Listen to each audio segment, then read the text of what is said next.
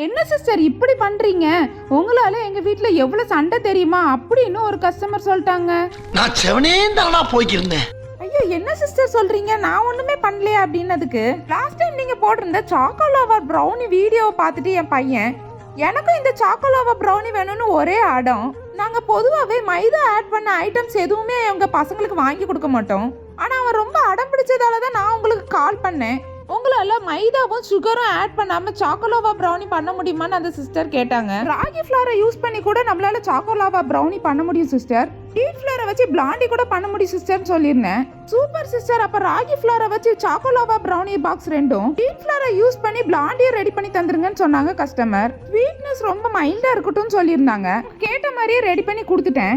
இந்த பென்டோ கேக்கு கஸ்டமர் அவங்க தம்பியோட பர்த்டேக்காக ஆர்டர் பண்ணியிருந்தாங்க. என்னோட பிரதர் எப்பவுமே ஜாய்ஸ்டிக்கும் கையுமா தான் உட்காந்துட்டு இருப்பான். அதனால கேக்கு மேல ஒரு ஜாய்ஸ்டிக் வச்சு தந்துருங்க சிஸ்டர்னு கேட்டிருந்தாங்க கஸ்டமர். கேட்ட மாதிரியே ரெடி பண்ணி கொடுத்துட்டேன்.